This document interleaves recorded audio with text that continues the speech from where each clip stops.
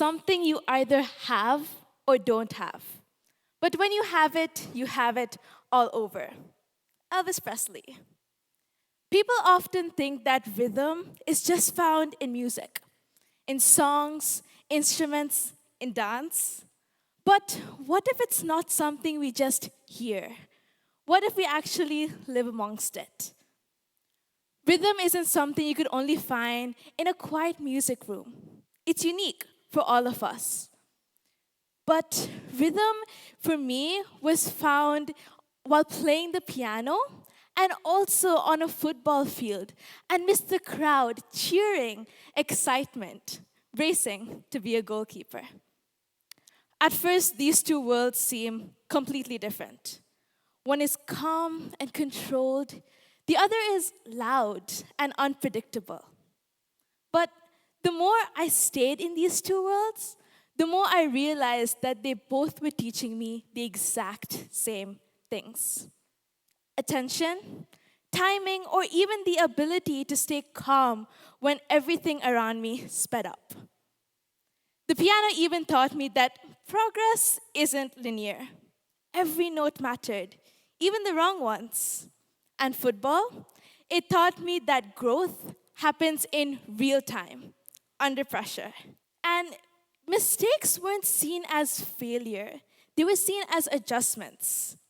Some days, the music flowed and I saved all the goals. But other days, my fingers refused to cooperate. My legs refused to move.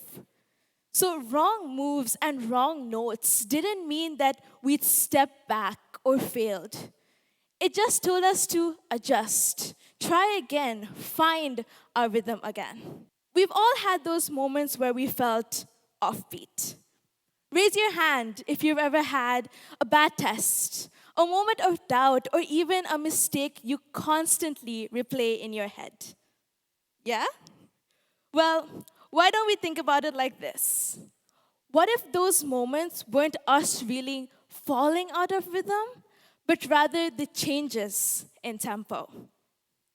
I was certified in 8 grades of Trinity College piano. After hearing this, people tended to assume that my path was effortless, purely driven by talent. But from my experiences, not everything was as easy as it seemed. Because rhythm wasn't effortless, it was practiced. I still remember the day I recorded my grade 2 pieces for my exam. I had practiced for weeks, and I knew the piece like the back of my hand. Yet the moment I started playing Minuet in G, everything collapsed.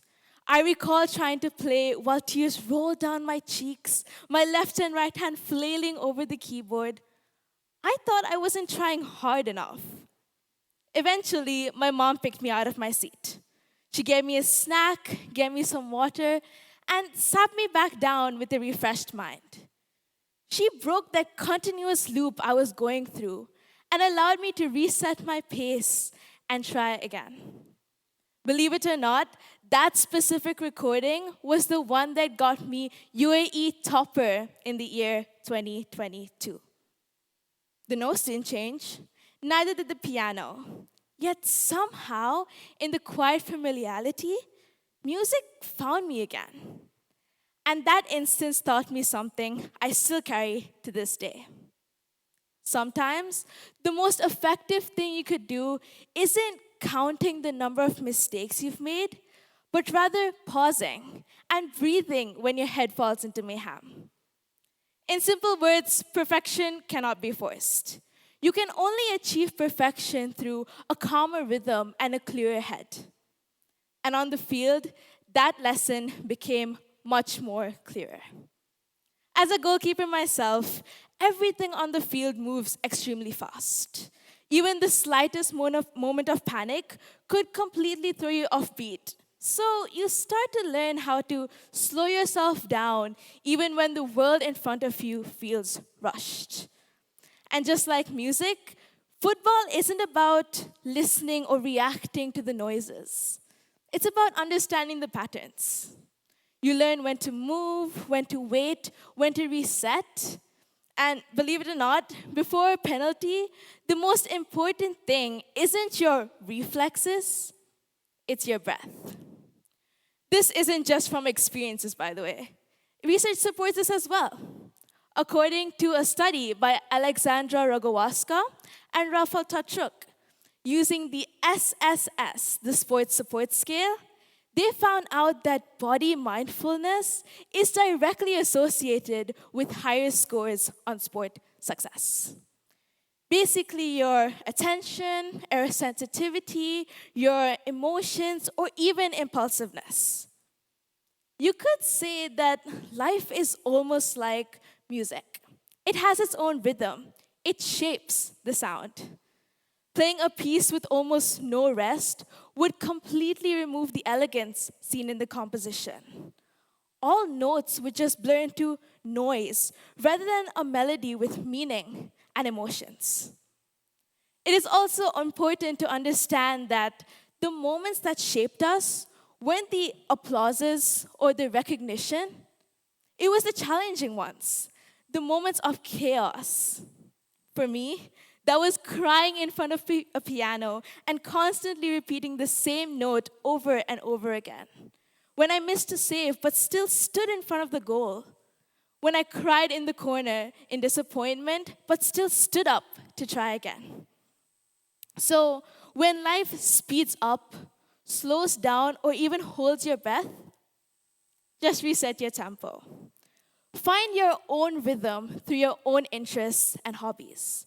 It doesn't necessarily have to be on a football field or an orchestral stage.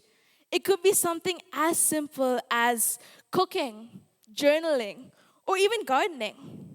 Or it could be something as amazing as being a parent. Who said that rhythm doesn't come through responsibilities? Knowing when to slow down, put someone else's need in front of you, or even be present is the best rhythm built on care and balance. It's your own interest that pushes you one step further to finding your own rhythm. Because resilience isn't about imitating the rhythm around you, but rather finding your own rhythm and coming back to beat when you fall off beat every single time. Thank you.